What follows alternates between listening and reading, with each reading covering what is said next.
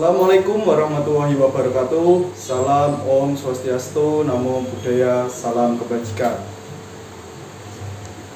Yang terhormat Bapak Ketua Panitia selaku penyelenggara, yang saya hormati rekan-rekan pemuda, mari kita panjatkan puji syukur kehadirat Tuhan Yang Maha Esa yang telah melimpahkan rahmat dan hidayahnya sehingga kita bisa berkumpul dalam keadaan sehat walafiat.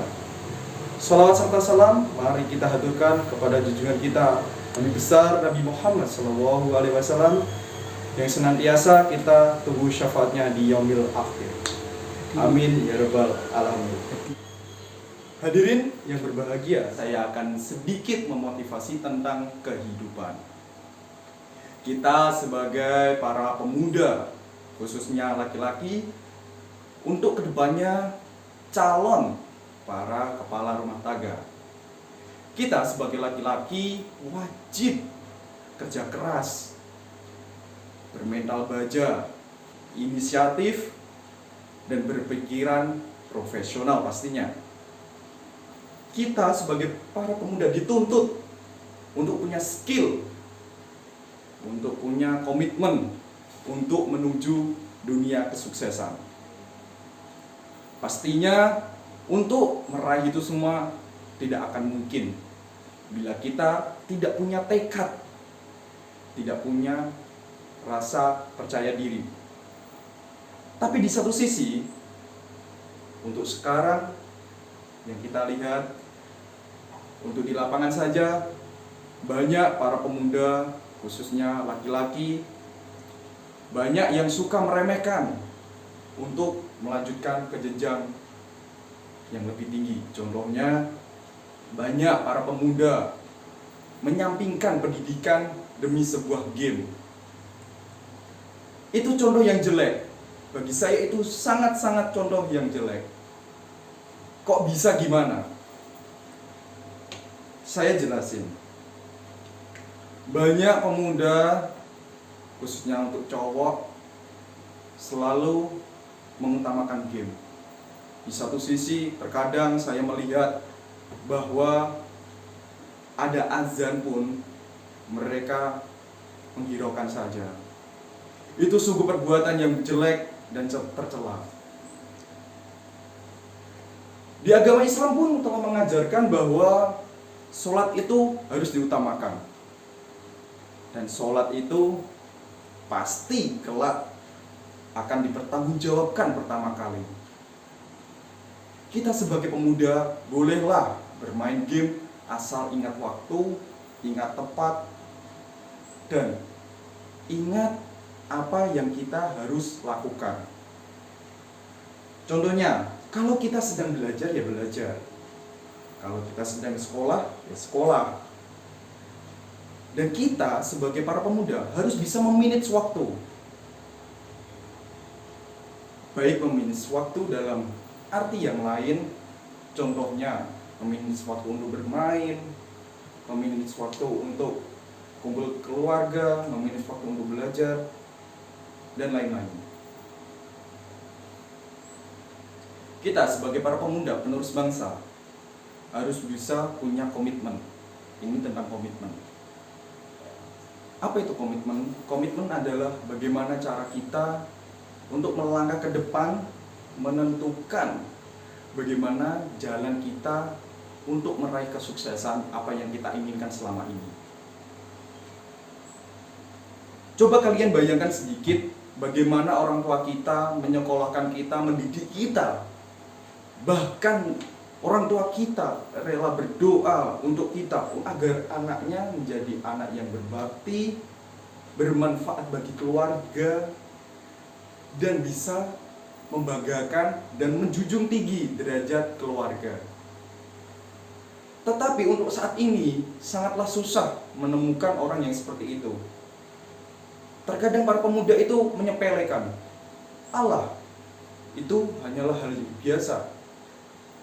Para pemuda lebih mengutamakan hal apa yang dia asihkan. Contoh saja tadi game. Bahkan saja orang tua rela menyekolahkan, bahkan sampai hutang. Biar apa? Anak-anaknya itu menjadi orang yang baik, tapi kenyataannya malah menyepelekan saja. Itu adalah hal yang buruk. Hai para pemuda, tolonglah renungkan sedikit apa yang saya ucapkan tadi.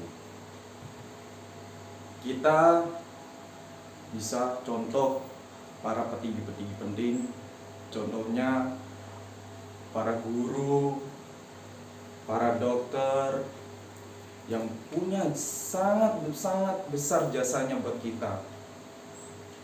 Guru mendidik kita agar pintar. Dokter, bila kita sakit, mengunjungi dokter agar kita sembuh. Itulah contoh-contoh pekerjaan yang sangat mulia. Kalian tidak perlu harus bisa menjadi dua profesi tadi, tapi Anda perlu menyikapi setidaknya mirip dengan profesi tadi, yaitu bersifat mulia. Sifat yang bisa dibanggakan oleh semua warga, bahkan satu keluarga.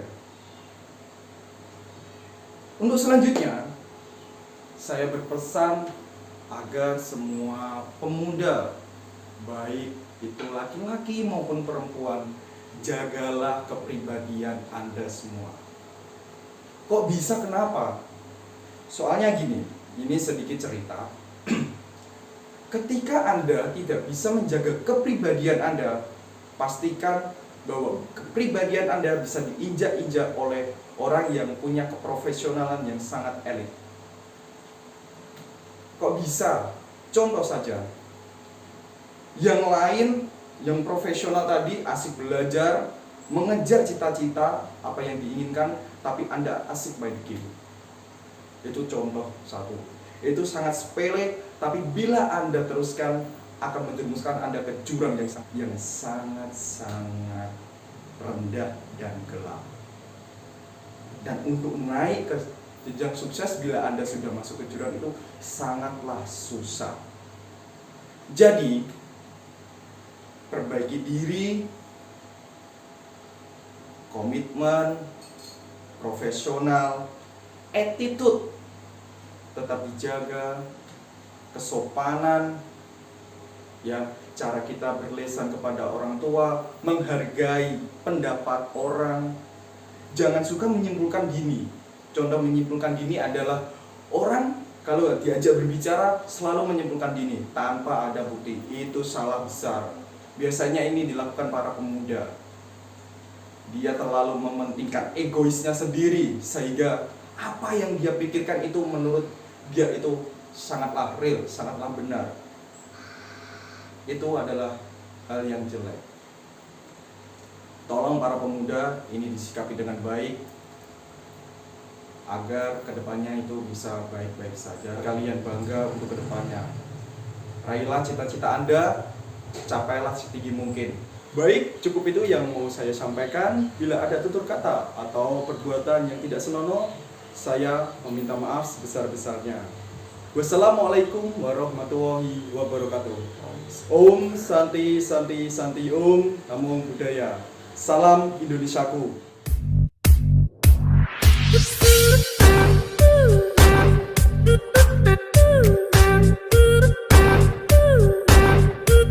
Thank you.